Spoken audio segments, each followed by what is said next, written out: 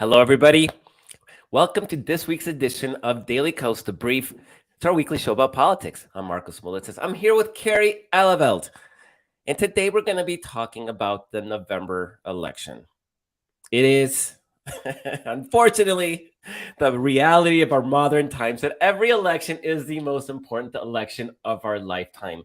And yes, 2020 was the more important election, but now this is the most important election because our very democracy and our rights are on the line. And the difference between victory and picking up a few seats in the Senate and defeat and losing the either chamber of Congress is monumental. All of the main battleground races this year, at least for the Senate, are being fought in 2020 and 2024 battleground states. So conventional wisdom says that the party in the White House loses seats in Congress. And in fact, if you look at the average over the last, 60, 70 years, the in party of the incumbent president in his first term of office loses over 30 seats in the House. So by all means, we should be looking at the climate and looking at Joe Biden's approval ratings and thinking, yeah, okay, Democrats are going to get their butts whooped this November. And that's what mainstream media is doing by and large. I think that, in fact, I think they're just starting to clue in. But go ahead, you're on a path, and I'm with you. Yeah. So I think I forgot the path I was in. Oh no! The point being, there are anomalies. So in 2002, in the post 9/11 zeitgeist, George Bush and his Republican Party won seats in Congress. They bucked that trend. So there are situations where the climate is so anomalous to what is normality that politics are completely scrambled. And Carrie, I absolutely believe that this is one of those years. Yeah. You know, I think mainstream media is starting to catch on that this might not go exactly. I mean, look, this is going to be a slog. I don't want anyone to believe it's not going to be a slog. There's probably no home run hit for Democrats. But there may be, it may be salvageable is basically what we're looking at. Okay.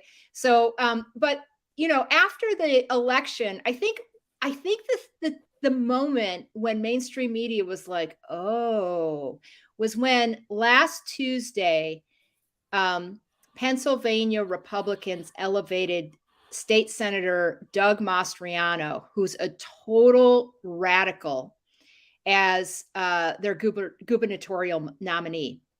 And he is just off the charts. I mean, he's a Christian nationalist. He's called Pennsylvania, quote unquote, our promised land.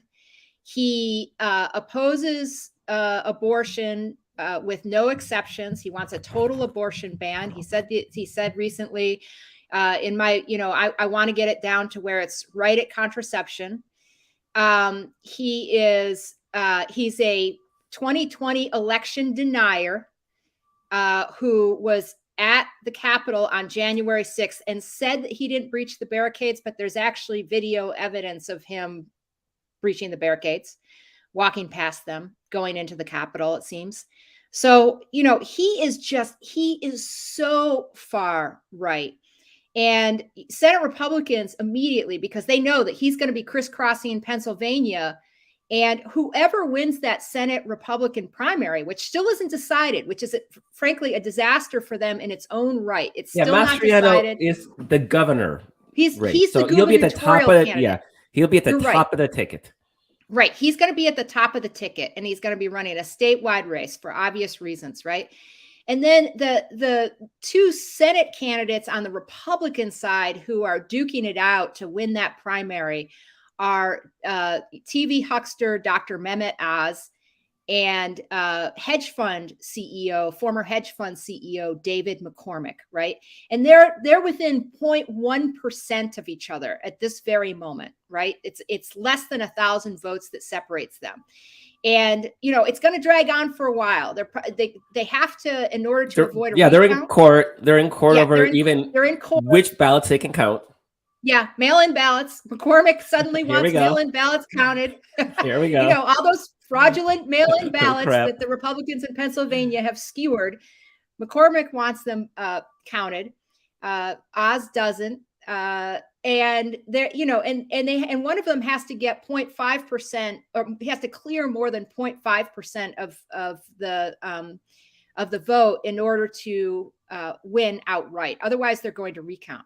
So by the time they come out of recount, right, one of them will win, and they will win. That person will win with less than a third of the GOP primary vote. They're both at like 31% right now.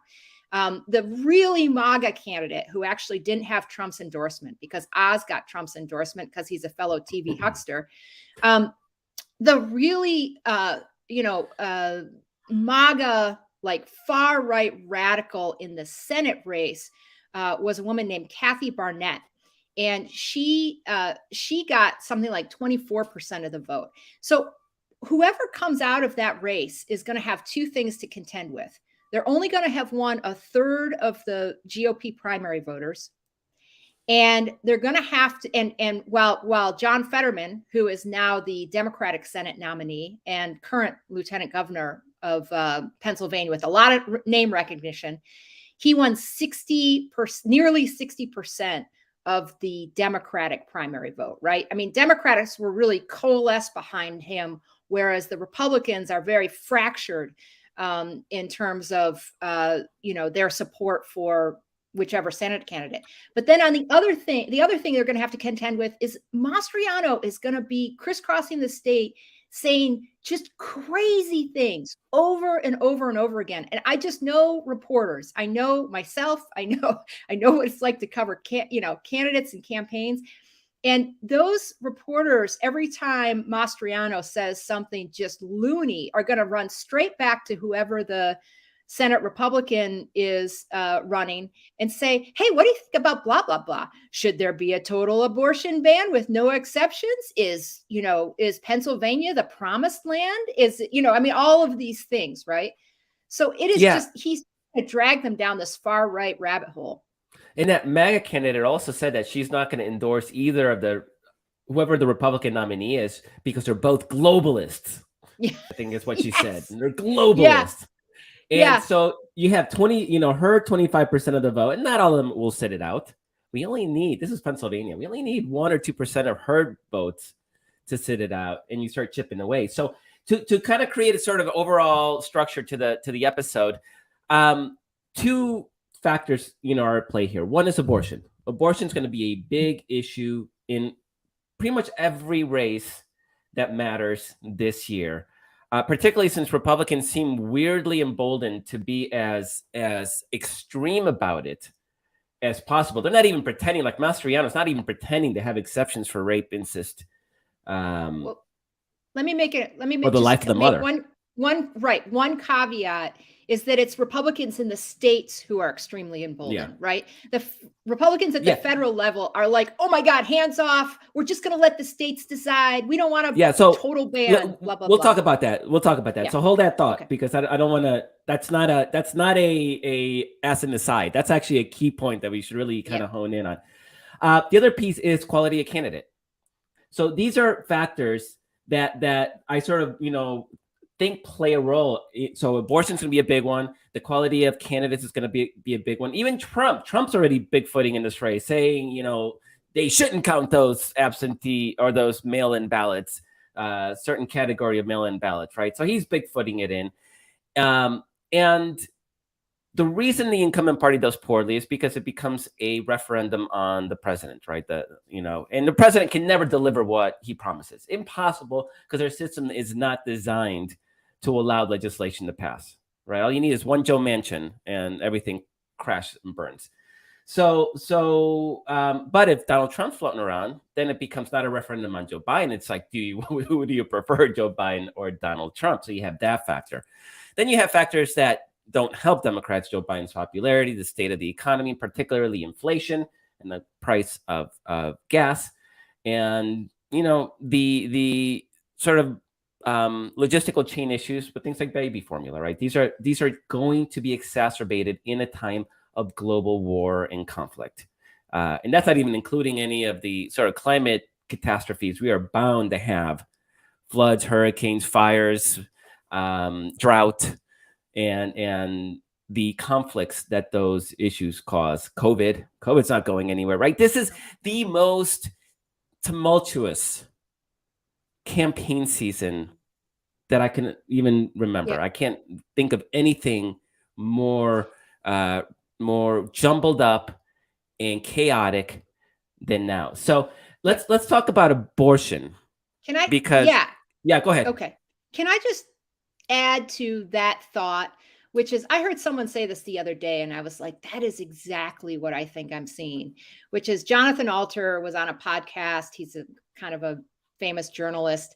And he said, I think based on the fact that we're starting, MAGA Republicans are already like ready to get to the polls and exact revenge for what they think was a stolen election, right? They're depending on the state, most of them are not going to be dissuaded, right? It's always possible that, in somewhere like Georgia, where Brian Kemp seems poised to prevail, and Trump's candidate, former Senator David Perdue, is going to probably lose, that it could turn off some MAGA voters. But most of them want to get to the polls.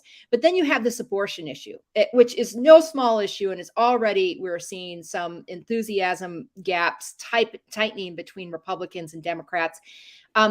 That this could be less of a midterm type election and more of a general election where both sides are fueled to get out.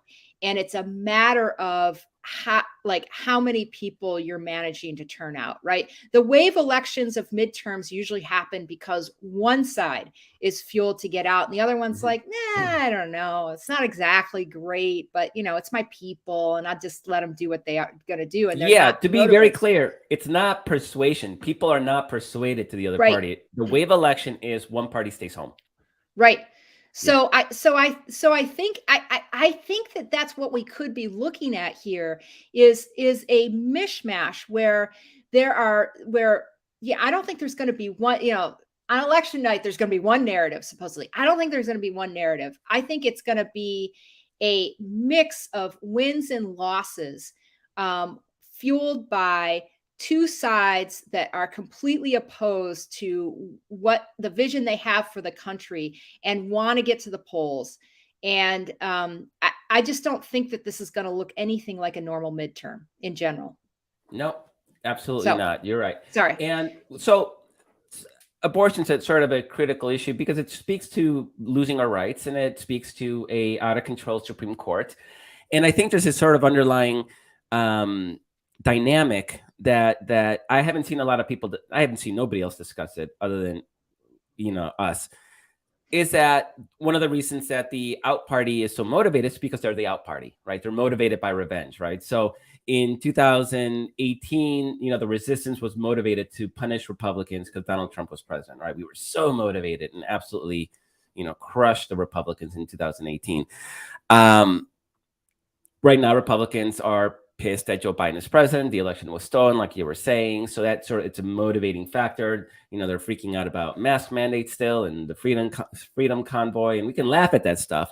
But these are things that have Jews, maybe not in the real world, but in their online world, it revs them up. It gives them purpose, and it gives Fox News hosts and talk radio, the Ben Shapiro's of the right wing, gives them the juice that they need to really amp up their followers, right? So typically what happens, like in 2010 with Obama, when Democrats got crushed, is that the party in power, there's complacency. Oh, we won. Like, we got the White House. We're good.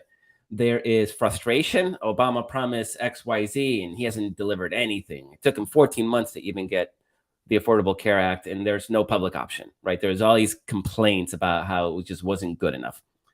So you have those factors, and that sort of depresses the majority party's popular base, depresses that vote. We're not in the majority, Carrie, and I think abortion is showing that because of the system that we live in, we won a overwhelmingly won the Senate popular vote and the House popular vote, but because of gerrymandering and because a Senate that is undemocratic, where California gets two senators, and all the North Dakota, South Dakota, Nebraska, Wyoming, which have a population of a San Francisco, metro area, essentially, They have what, 8 or 10 senators? It's not a democratic institution. Layer on top of that the filibuster, and it's clear that Democrats, as in sort of the liberal base, is not in the majority. Then you look at the Supreme Court, and you had seats stolen, and they are unfortunately, it's not even the only horrific decision that they've issued. In fact, I think it was today or yesterday, they issued a decision that said that even if a death row inmate has new evidence of innocence, that he or she has no right to a new hearing, because that would offend the state and all the work that they did in convicting that person. I tell you that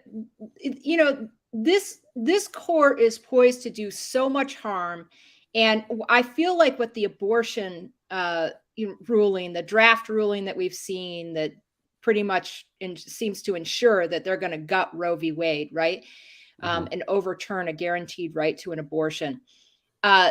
I think it was sort of the end of an era of about 50 to 60 years of constitutional law from the Supreme Court, in which the Supreme Court mainly used the Constitution to add more guarantees for people, to add more rights for people, to expand the union, as it were, to include more people. And I feel like this is the beginning of a totally new era that will be known as the Roberts Court, and it rings in a decades-long period, unless we expand the court or do some sort of court reform in which they will use that right-wing Supreme Court majority with 6 justices on it will use the Constitution to cut people out of rights, right? Exactly. And so I think that there was something about the issue of abortion, because it's been there for 50 years, because it came into being around the time of when, it was actually a little later. I mean, when the court really started doing that was in the 1960s during the Civil Rights era, when they really started expanding this expansionary period of 50, 60 years. But Roe v. Wade came into being around that time. And there's something about overturning this landmark decision that's been considered by most people to be settled law for 50 years that really gives people an understanding of what this court is capable of, and the fact that anything that we considered precedent is now on the chopping block. Right. And that's key. Yeah. How can we be in the majority when it's not just abortion that's on the chopping block, but it's marriage equality, it's access to contraceptives, it's the ability to have interracial marriage, all those rights. And we had a guest last week. We had a state senator from Washington State who talked about how immediately she was going door to door. And when the draft decision was leaked, people immediately shifted to wanting to talk about the Supreme Court. And they got that, which surprised me. I thought it'd be, abortion. Clearly, that's horrific enough. But people instinctively understand that if a court is going to gut that, what they consider to be basic standard settled law, if that was on the chopping block, then everything is on the chopping block.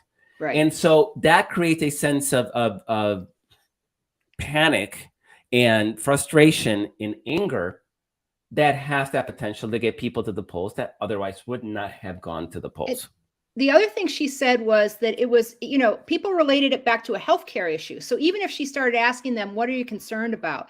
And they started talking about the issue of healthcare, at some point they would go, oh, right. And you know what? I'm also worried about this Supreme Court decision because, I might not have access to being able to make my own healthcare decisions and whatever. And I saw Nancy Pelosi, I think earlier today, Democratic House Speaker talked about how abortion is a quote unquote kitchen table issue. Okay. So that is Democratic speak for saying, all those kitchen table issues that we always talk about as being pocketbook issues and whatever, abortion is now a kitchen table issue. And I think that's a signal that they're going to start turning loose House Democrats to talk about this more in terms of it being a kitchen table issue, rather than it being a social issue that should sort of be out of bounds for candidates. As we've discussed before, Senate Democrats have been very out front on this. The White House has been, I gave them a C, maybe I should have given them a B minus, but House Democrats have been the House Democratic leadership, I think, has had a little bit of a clamp on how much their candidates should go after this issue. I think they're getting ready to go after it. Yeah, we have an ad that's queued up for that Pennsylvania governor's race. Yeah, right. For that Josh Mastriano. Right. So this is an ad that wasn't done by, so the Democratic candidate in Pennsylvania running for governor is current Attorney General Josh Shapiro. And this isn't an ad that he actually put together, that his campaign actually put together, but it's the product of a $6 million effort by a group of Democratic organizations, including Planned Parenthood, including the Democratic Governors Association and several others, who are putting together not only an ad campaign, but also digital and a voter mobilization effort. $6 million dropped into Pennsylvania to make an issue specifically of abortion. So this is sort of their opening salvo on on making a story for Pennsylvania voters about this radical Doug Mastriano. For 50 years, women have had the right to make their own healthcare decisions, the freedom to control their own bodies. But now, the Supreme Court wants to set women's rights back a half century. My body, my choice is ridiculous nonsense. As governor, Doug Mastriano would make all abortions illegal, criminalizing doctors, forcing pregnancies, even for victims of rape and incest. I don't give way for exceptions either. Doug Mastriano, taking Pennsylvania backwards. Yeah, we talked to we spoke 2 weeks ago. We've been on the abortion beat for a couple of weeks now. 2 weeks ago we spoke to Christina Reynolds of Emily's List, and we talked about the $150 million campaign that they're running with NARAL and with Planned Parenthood Action Fund to center abortion rights in November's election, and that's what it looks like. And Carrie, I think that's powerful.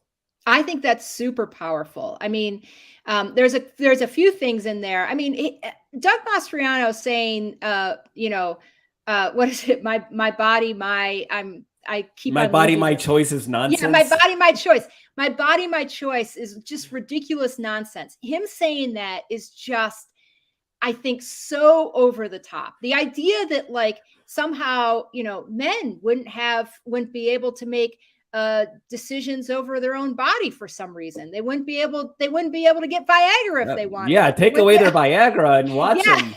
I mean, then we're talking about revolution, right? That's fighting words.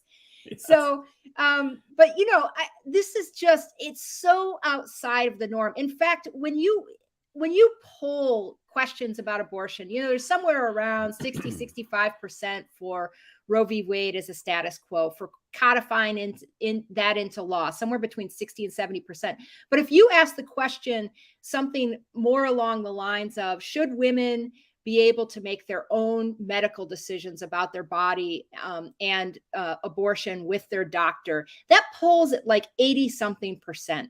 And another thing is, the idea of, there was an NBC poll out just a couple weeks ago that showed that Doug Mastriano's position of no exceptions it has 5% support in the nation. So he's got the 5% support group.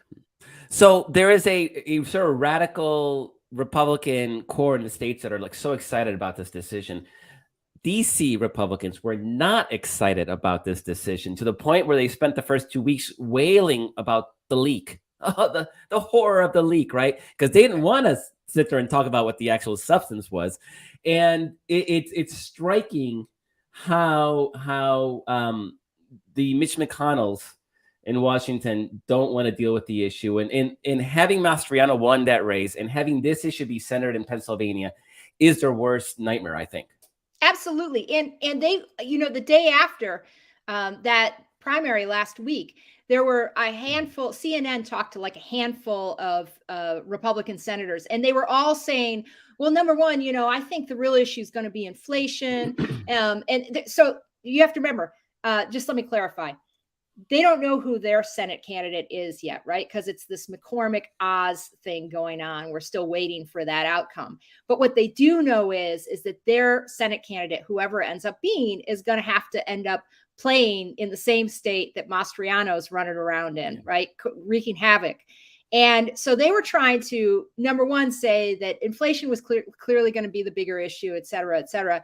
And then the other thing they were saying was, oh, I don't think that, that's going to play in the Senate. I don't think that abortion is an issue that's going to play in the Senate race because it's really going to be a state issue. So in other words, are they saying that people are going to go and vote maybe for Josh Shapiro, the Democratic candidate at the top of the ticket, but then vote for the Republican Senate candidate? I mean, and Republicans they're talking about a federal ban on abortion. So you can't even hide and say it's only in the states because they can't help themselves. They can't help themselves.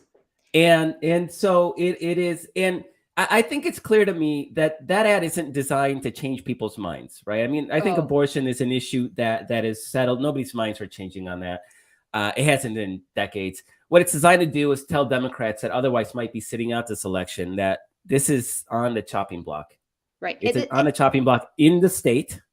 Right. And it matters because this is a national battle. It's basically like, hello, siren, siren, siren. Yes. This is crazy shit. And he's out there. And if you don't get to the polls, this is what you're going to end up with. I mean, that's what it is. And the one thing it does is it expands abortion out to be a rollback on women's rights, because it really came into being at the advent of sort of the women's revolution movement, the women's rights movement in the 70s. So it does expand out abortion to be sort of a precursor to a bigger rolling back of women's rights more broadly.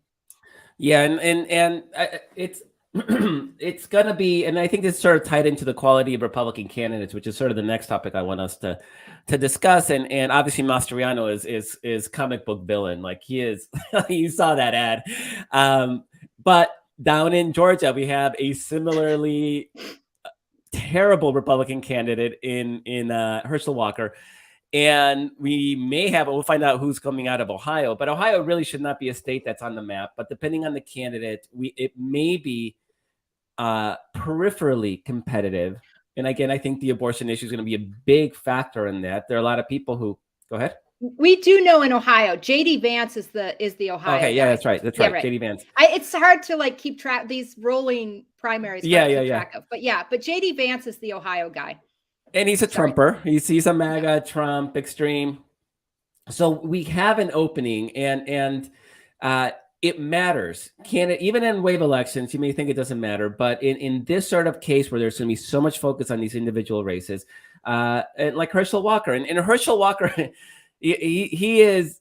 It's funny because we have another ad to talk about, because Republicans, given who their nominee is, are they don't know how to proceed. And you want to explain why? I think it's actually really funny.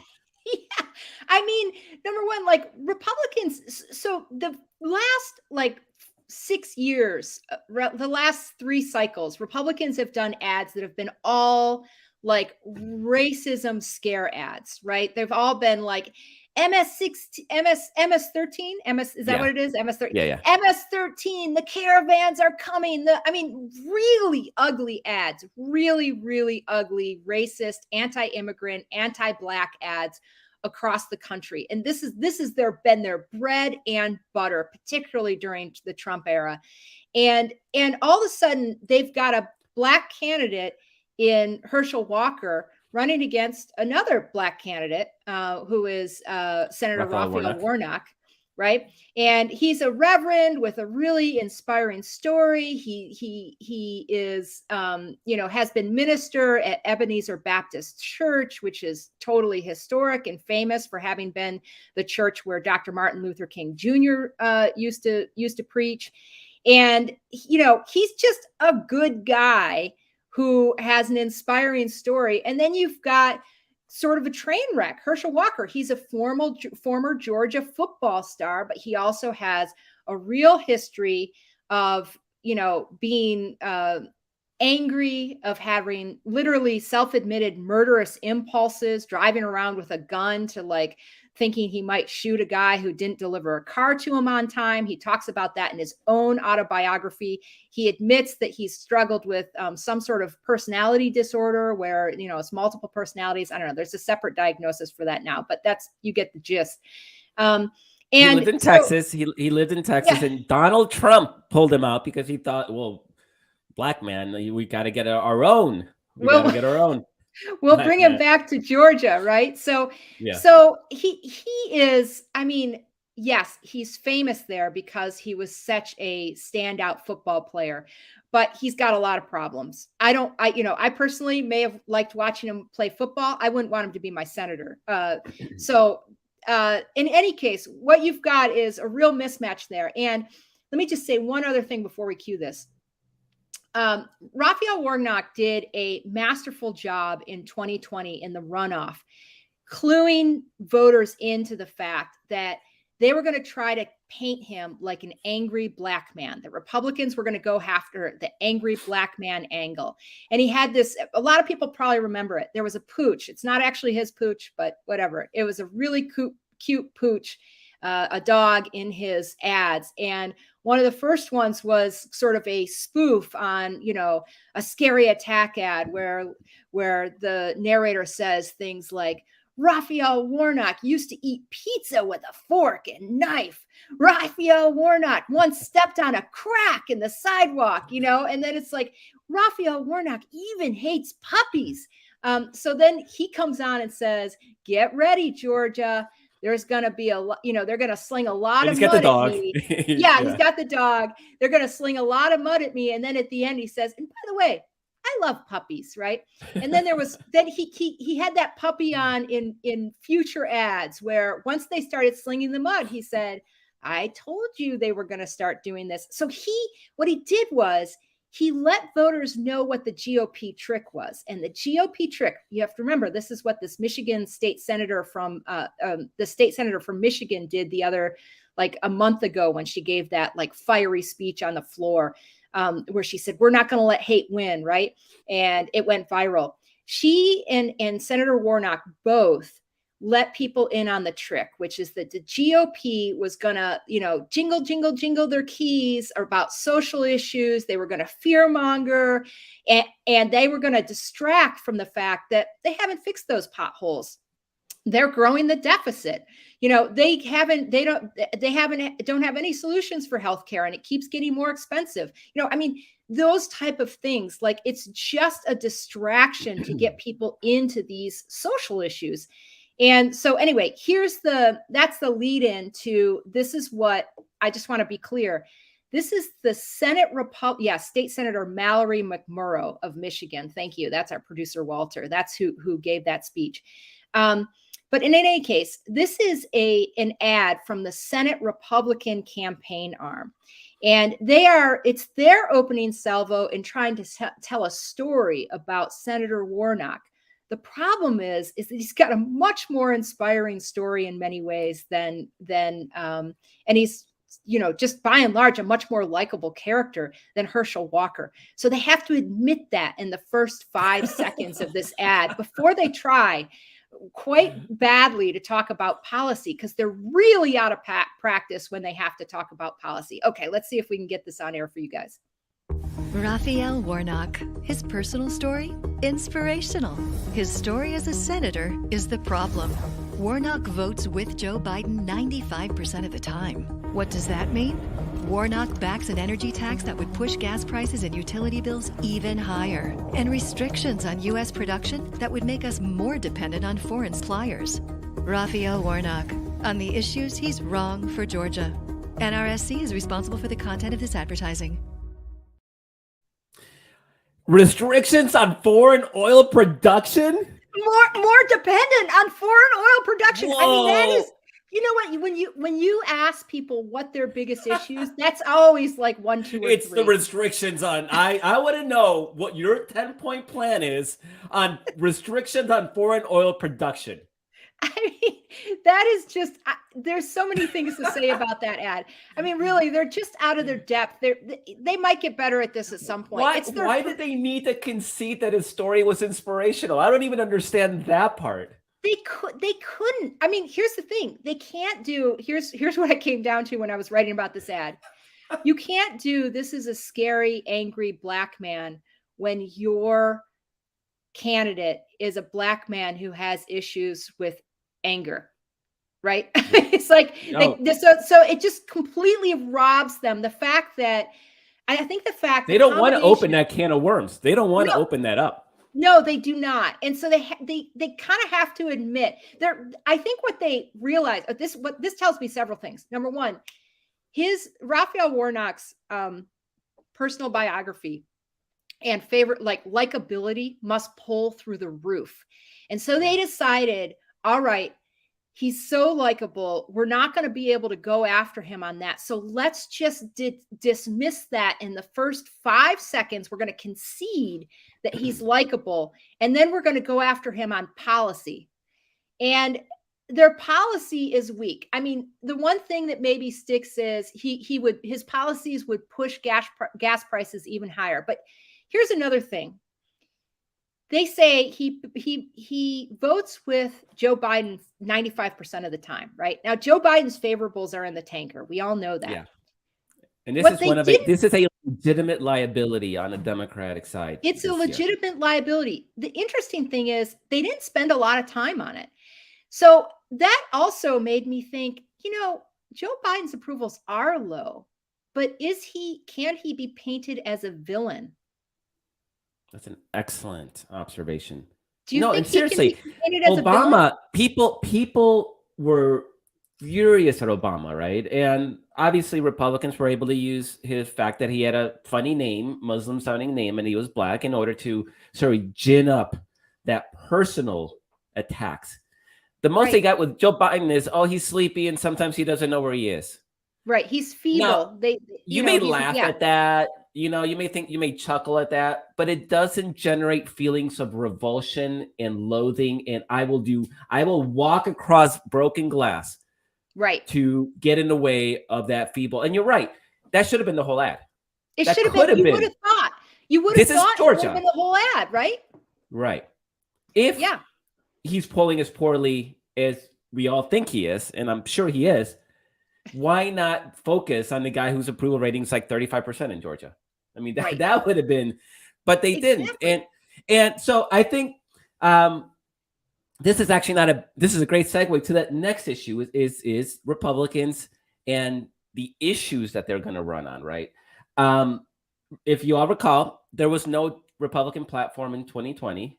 Trump didn't want issues. Like their whole campaign was fixated on culture war issues, cancel culture and MS-13 gang members that are brown and scary looking, and the Hunter and Caravan and Mitch McConnell said, no, we're not going to do a contract for America type of situation. And the House Republicans weren't going to do that anyway. And I imagine them trying to agree on something that would have been funny. So they don't, they talk about, we're going to fix healthcare. You ask them, well, what are you going to do? And there's nothing. There is literally nothing. There is no policy. And then Rick Scott, who runs the Republican effort in the Senate to get Republicans elected to the Senate, comes up with a plan and freaked out all the Republicans because that plan included things like raising taxes on almost everybody that's not a millionaire or a billionaire, getting rid of the social net, Medicare, Medicaid, Social Security, undermining those. Right? He literally put them on paper. The things we all know they believe, and that we say, Republicans, they want to get rid of abortion and they want to they only care about rich people. And people are like, no, they're not that bad. You're exaggerating. Well, no, it's on paper. It's there. Yeah. And what's interesting about it is it's funny because we had this blip of Donald Trump who kind of said, oh, no, I'm not going to cut your Social Security. And I actually think he meant it. Like he was this, kind of, in that sense, mavericky candidate because he didn't do all the traditional. For years and years, we knew that establishment Republican wanted to cut the social safety net and they wanted to cut taxes for rich people. And that's what they were doing. Right. And Donald Trump actually, as a candidate, kind of took a little bit of that. We're going to cut the social safety net off the table. Now they didn't take, repealing healthcare. Yeah. Trump can read the room. Right. Trump can read the room. Exactly. So he, and he was willing to lie. He was willing to say anything, but he never went after Social Security. And so now what Rick Scott did was like, oh yeah, forget about all that. We're going to go back. Let's get back to the basics here. And the basics are, we're going to cut taxes for rich people. We're going to tax the hell out of poor people. And we're going to, and we're going to take away the social safety net. That they've been dying to do that for decades. And Rick Scott was like, yep, we're back at it now. And Mitch McConnell, everybody else, they're not angry on the merits of that policy. They're angry that he actually said it out loud. And it's really interesting because Joe Biden had a press conference where he refuted it point by point. Mm-hmm. And Rick Scott's response wasn't to actually have a policy debate. Rick Scott's response was to accuse Joe Biden of being senile and, he doesn't know where he's at. And he's unwell, he should resign like that. It was such a, Rick Scott put out that plan in February. He has been trying to clean it up for months. He's had multiple spots on Fox News where they're like, you're not really going to you're not really going to increase taxes for working Americans, are you? And he's like, oh, no. I'm just talking about putting people back to work so that there'll be income tax and payroll tax and blah, blah, blah. And first of all, isn't that what Joe Biden's doing? Putting back record low unemployment. Right, yeah, exactly. Record low unemployment. Yeah. So I don't know. Rick Scott thinks he's got a better plan, but also his plan didn't say anything about we've got to put people back to work so tax them. He's just like, we're going to tax people who don't make enough money. He said something about millions of Americans don't pay into taxes, right? Don't pay taxes right now. And it very much suggested that what he was talking about was, 100 million Americans who don't make enough money to pay federal taxes right now. We need to tax them so that they, quote unquote, have skin in the game is what is in that plan. There wasn't anything about we've got to get people back to work so that they can be eligible for taxes. That's not what he was talking about. Anyway, he's been trying to clean that up. To be clear, they pay taxes. They pay sales tax. They pay property tax, whether if they own or they rent, they're paying those taxes. There is a whole... We as humans are taxed. There's a lot of places that are taking a cut, and so this idea that they don't have skin in the game is patently ludicrous. And the way they're thinking, this is rich Republican way of thinking, is that if they actually had to pay taxes, then they would elect more Republicans to lower those taxes. And that's, I think, where they're trying to go with it, but clumsily. No, if you're the party of lower taxes and family values and strong national security, then you shouldn't really be playing footsies with Putin and Russia. You shouldn't be raising taxes, and you shouldn't be worshiping at the altar of Donald Trump, who is the most morally bankrupt human being this country has at this time. That's the core. But that's where they are. So this has given Democrats who always want to talk issues to the detriment of the party. We don't know how to play the game, the culture war game. Now, Republicans have given us abortion in a very stark way that's easy to explain, and so we can engage in a culture war on our turf. I would say it doesn't need explanation. I mean, it's such a well-known issue that you don't have to explain. No, absolutely. To the point, like we said earlier, where people even understand that it's not even just about abortion, but it's about gay rights and interracial marriage and access to contraception and any right that didn't exist at the beginning of the nation's founding, when really the only people who had rights were white males who owned property. So definitely there. But now we have issues too. Republicans want to raise your taxes, and there's an actual plan. And so it really, really jumbles the equation, right? So they got Republicans have terrible candidates.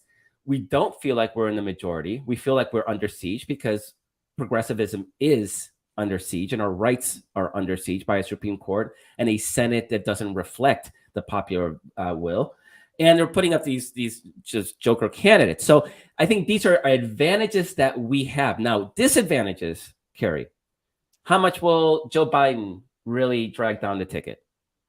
We sort of mentioned he doesn't generate the loathing that Barack Obama or Donald Trump or George Bush. You know, most presidents are pretty polarizing.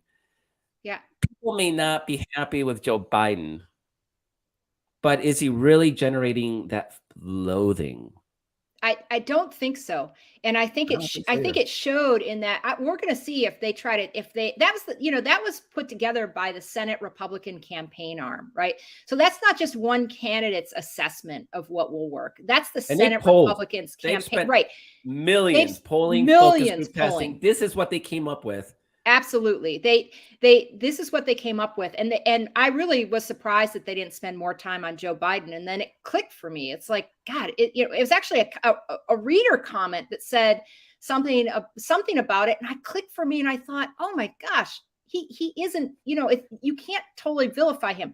Let me just add that there's a flip side to that. One of the reasons it's hard to vilify him is because he's not super fiery. And this is a moment when we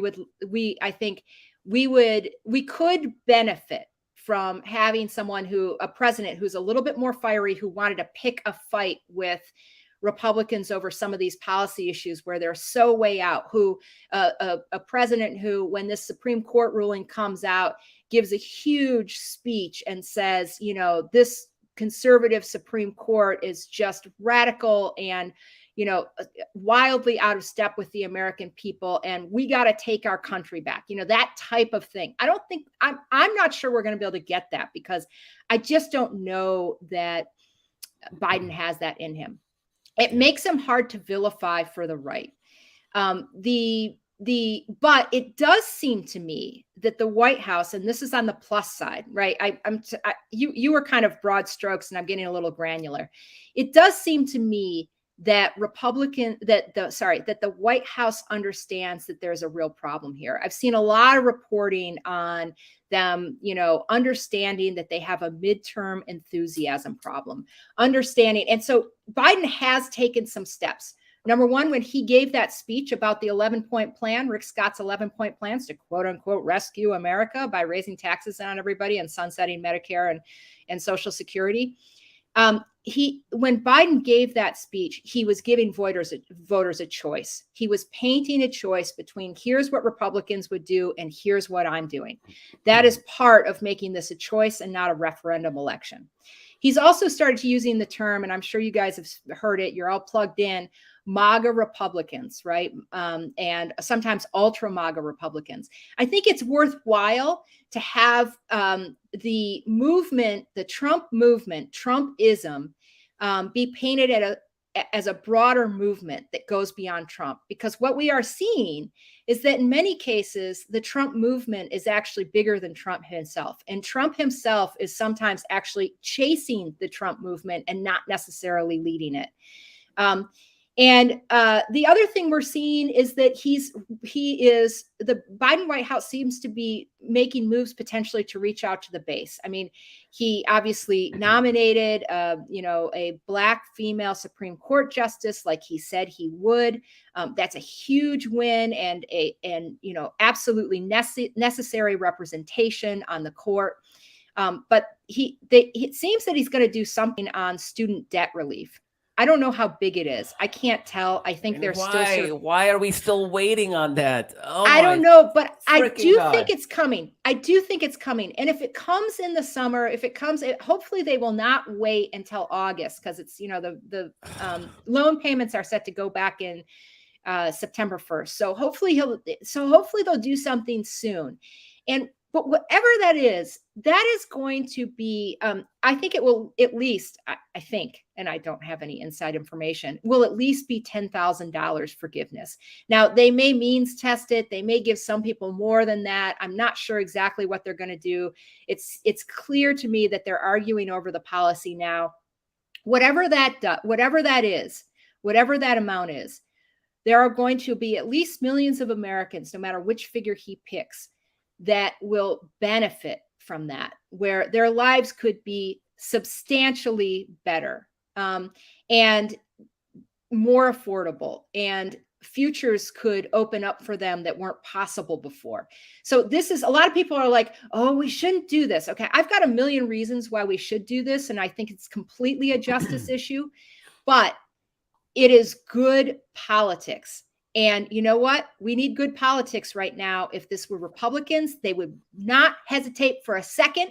If they thought this was going to win them election, they would do it in a heartbeat and not do any apologies. So I'm just painting a picture of what I'm seeing, which is we may not have a fighter, but I do think we have a Democratic president who understands there's a problem and is working to try and make gains, engage youth voters, give voters a choice. And I think we're going to need to elevate some other, hopefully we're going to need to try to elevate. And I see some elevation happening of other spokespeople, like in the Senate Democrats who can be a little bit more on the fighter side of things. So it's not perfect. This is not perfect. None of this is perfect. And youth turnout is actually one of the categories. One of the items I have in the oh shit category, because it's already a difficult demographic to turn out and vote. And they were excited after Biden won, and that would have been the time, like right away, boom, executive order. If it was going to be $10,000, okay, make it $10,000 at that time. Instead, by dragging it out, his numbers amongst young voters are woeful. When you look at that 35% approval rating, it is driven in large part by abysmal ratings amongst young Democrats, because Biden, he promised this. This isn't something that he fought against. He was no Elizabeth Warren. We know that, but he did say he was gonna do some student debt relief. So now there's a point where if he does it in the next couple of months, it'll be more like freaking finally, as opposed to like, yeah, like I'm glad I voted. I paid off. Now I will caveat this by saying a lot of us really pay attention to this. And I think $10,000 was estimated to affect maybe 40 million Americans, I think was the number. I have it in front of me. It was something like that, like 40 million. How many of those 40 million Americans are actually paying attention closely? Like, maybe a few million of those, so maybe the vast bulk of it will be like, whoa, I didn't know this was happening. Awesome. So I may be overstating the frustration around the issue. But I do think that when you look at the polling, it's clear that young voters are not happy right now, and we cannot win November without getting those people, getting those voters engaged. And abortion, I bet you will be a big part of that. I have no doubt abortion will help with youth vote. It would be nice if we didn't have the student debt issue dragging that down, though. I think we're going to get something. There's numbers, and I can't quote them off the top of my head. But there are definitely numbers on this. And it is numbers where it shows exactly. Let me just see if I can pull it up really quick.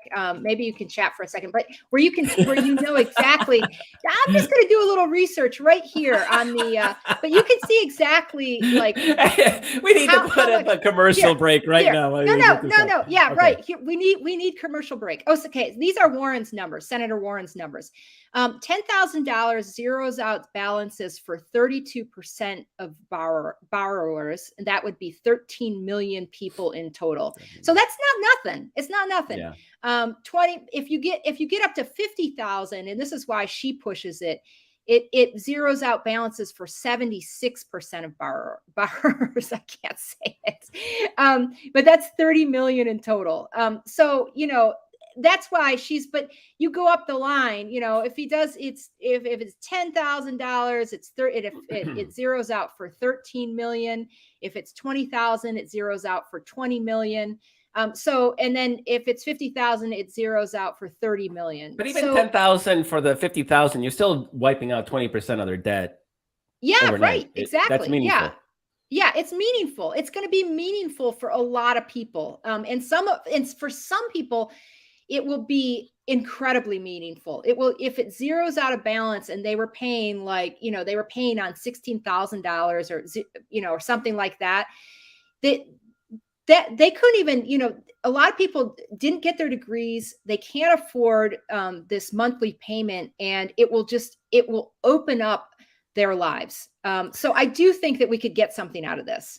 Yeah. So the last issue, we're actually running out of time. The last issue that I think is problematic, obviously, is inflation, and Republicans really do think they can make inflation the issue. As you pointed out, Mitch McConnell's like, they don't want to talk about abortion, they want to talk about inflation.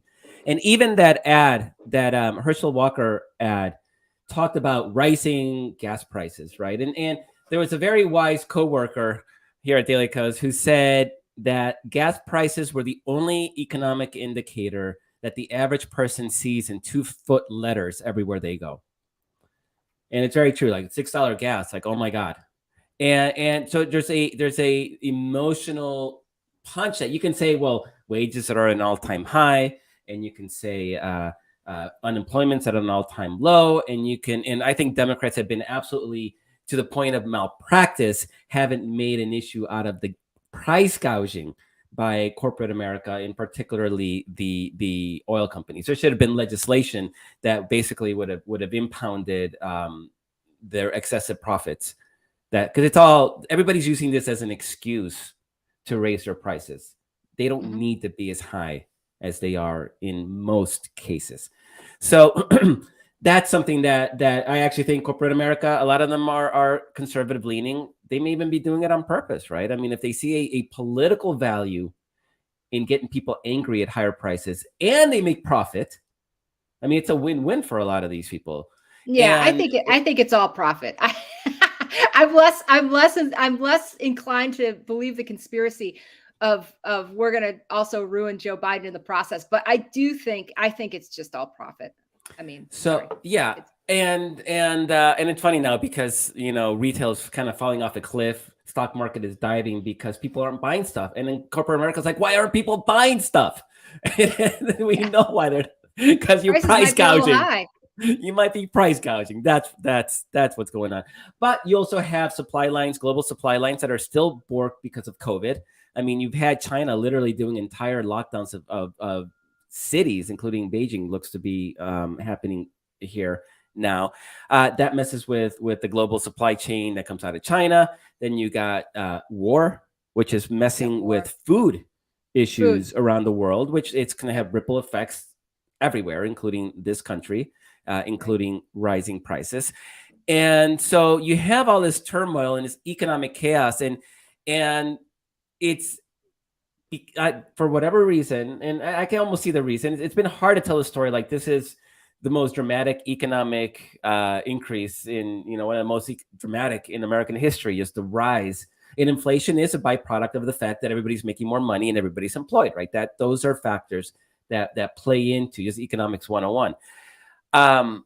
But Republicans are really going to zero in on gas prices. Look at those. Yeah. Look at that $6 a gallon gas price, and it may work. And in fact, the state senator we talked to last week, she said that's what people were talking about until the abortion issue hit.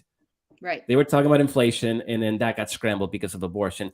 Now Republicans will hope that abortion issue sort of wanes, that sort of people, like, once the shock of it wears off, that they'll go back to worrying about the $6. I'm just telling you, the shock of that is not going to wear off. I'm guaranteeing you that. I don't guarantee much. I probably shouldn't even jinx it, but I guarantee you the shock won't wear off. And the reason that is not going to happen is because immediately all of these Republican states are going to implement some sort of criminalization of abortion. And there are going to be shocking headlines nationwide, and it is going to scare and anger voters across the country. So that's going to be the election, pretty much, though. It's going to be Republicans saying, look at the gas prices, and which we just saw, right, in that Herschel Walker ad. Right. Weirdly, though, I mean, you could say that more elegantly than foreign gas production. We're going to be dependent on foreign oil. I mean, what was that? I still, that ad was hilariously bad. But that's going to be their campaign. They're going to work on refining and honing that message, and presumably by the time October rolls around, they will have gotten that in a tighter, more potent, punchier message. And then we're going to be talking about the rights that everybody's losing, and abortion just being the start of everybody that we care about and love about being targeted.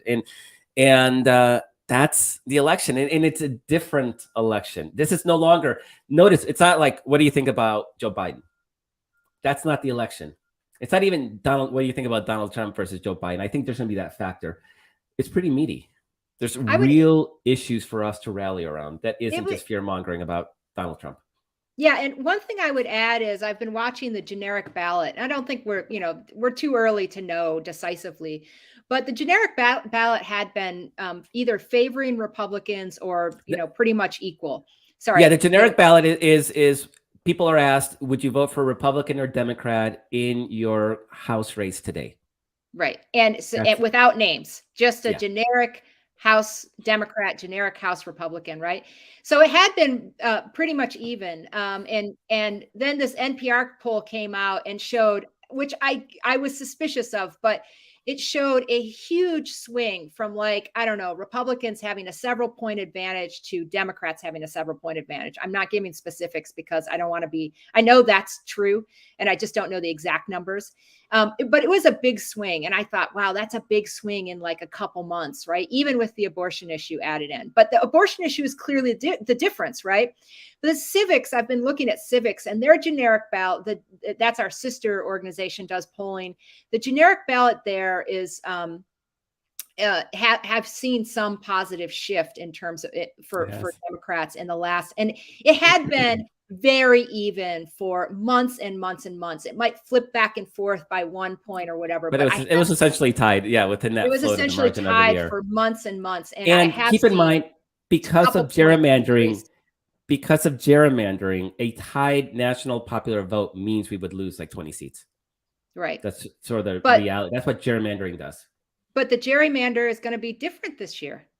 It's not going to be. We're going to have a map that isn't quite as gerrymandered as it was in 2010. But we still need to win the generic popular vote by around 6 points to win control of the House. That's sort of the reality. And we're trending in that direction, but we're still not quite there yet. So it's still tough. We're all going to have to work hard, and we're all going to have to pretty much really fight like our rights are on the line, because they are. Right. They are literally, unless the only thing you care about are owning an assault weapon to go, shoot things. You're fine. You're fine. Right. Nobody else is. I tell you, I have decided, and I said this in a previous episode where I got choked up and cried, and I'm going to try to avoid that here. But anyway, I said that, for a while we were like, oh, Trump's a blip. We just got to get him out of office. We just got to, gosh, this is really distracting. I hate this Trump dude. And what's going on with the Republican Party? I just want to get back to life as usual, blah, blah, blah. This is life as usual now. Every cycle matters is life as usual now. And I really believe that this now, saving our democracy is the work of our lifetime to gift to hopefully the next generations below us. Right. And we've got to do other things too. We've got to save the planet and whatever, but we can't save the planet without saving the democracy. And so, my new normal is not, God, we just have to get through the next cycle and then everything's going to be okay. My new normal is, this is the work. This is the work. And conservatives thought that way. 50 years of fighting to get rid of Roe v. Wade. They never thought it's the next cycle. They always looked at this as a long-term battle. And it worked for them because we let our guard down. We can't do that anymore. That is our show. Thank you so much for joining us. Thank you, Carrie. Thanks to the entire Brief team, Walter, Kara, Carolyn, Dorothy, and Paul, for all the work you guys do behind the scenes. Thank you, the viewer and the listener, for joining us and being fellow travelers in this battle for our democracy. So glad you're with us. Wouldn't want to be with anybody else. Got to leave it all on the road. This is the fight. And we're down to just a few months. It's coming. November's coming. It'll be here faster than we realize. So thank you so much for joining us. Catch you all next week.